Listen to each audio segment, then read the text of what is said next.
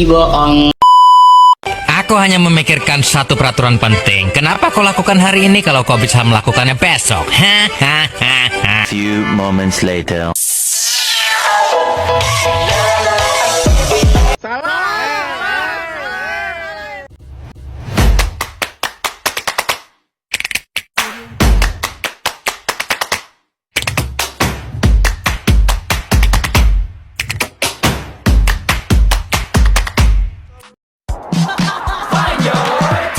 그대저와 함께 달려 Ready for action, let's go 트러블을 찾으러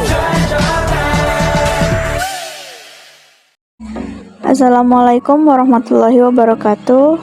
Baik, di sini saya akan menjelaskan materi tentang manajemen risiko dalam lembaga pendidikan Islam. Manajemen risiko adalah proses identifikasi, analisis, evaluasi, dan mitigasi risiko yang bertujuan untuk memastikan keberlanjutan dan pencapaian tujuan organisasi. Dalam konteks lembaga pendidikan Islam, manajemen risiko menjadi sangat penting untuk menjaga keberlanjutan misi pendidikan dakwah dan pembentukan karakter Islami.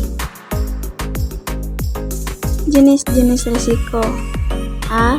Risiko akademik. Yang pertama, penurunan kualitas pendidikan.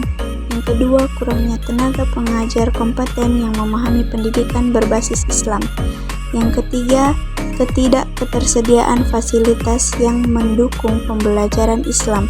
B. Risiko keuangan. Yang pertama, kekurangan dana operasional akibat turunnya donasi atau kurangnya partisipasi wali murid. Yang kedua, ketidaktransparan pengelolaan keuangan. C. Risiko operasional. Yang pertama, gangguan pada infrastruktur seperti gedung rusak atau fasilitas IT tidak memadai. Yang kedua, ada ketidakefisienan dalam pengelolaan lembaga. D. Risiko reputasi. Yang pertama, penurunan kepercayaan masyarakat akibat isu negatif seperti konflik internal atau pelanggaran etika. Tahapan manajemen risiko. A. Identifikasi risiko. Mengidentifikasi semua kemungkinan risiko yang dapat mempengaruhi operasional lembaga, baik risiko fisik, finansial, maupun non-fisik seperti reputasi. B. Analisis risiko. Yang pertama, mengukur tingkat kemungkinan terjadinya risiko atau probabilitas. Yang kedua, ada menganalisis dampaknya terhadap lembaga atau severity. C. Evaluasi risiko. Menentukan risiko mana yang perlu ditangani segera, mana yang bisa diterima atau mana yang bisa diabaikan. D. Mitigasi risiko. Menyusun rencana untuk mengurangi kemungkinan terjadinya risiko atau dampaknya. Contoh, pelatihan rutin untuk guru, transparansi laporan keuangan, dan asuransi aset. E. Pemantauan dan evaluasi. Secara berkala, memantau implementasi mitigasi risiko dan mengevaluasi aktivitasnya. Pendekatan Islami dalam manajemen risiko. A. Berbasis tauhid. Setiap langkah diiringi kesadaran bahwa manusia hanya berikhtiar dan hasil akhirnya adalah kehendak Allah. Dalam Quran mengatakan yang artinya, kemudian apabila kamu telah membulatkan tekad, maka bertakwakal kepada Allah. Quran Surah Al-Imran ayat 159. B. Berpegang pada prinsip amanah.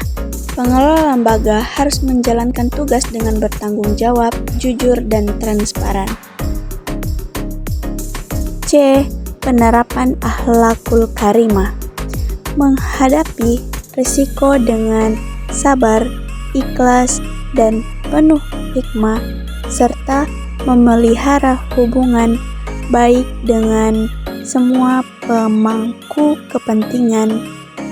D. Surah atau musyawarah. Mengatasi risiko melalui konsultasi dan diskusi dengan berbagai pihak untuk mencapai keputusan yang terbaik.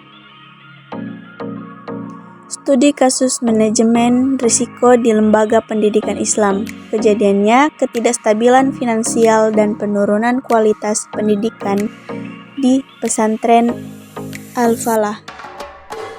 Latar belakang kejadian. Pesantren Al-Falah adalah salah satu lembaga pendidikan Islam di pedesaan yang memiliki 500 santri.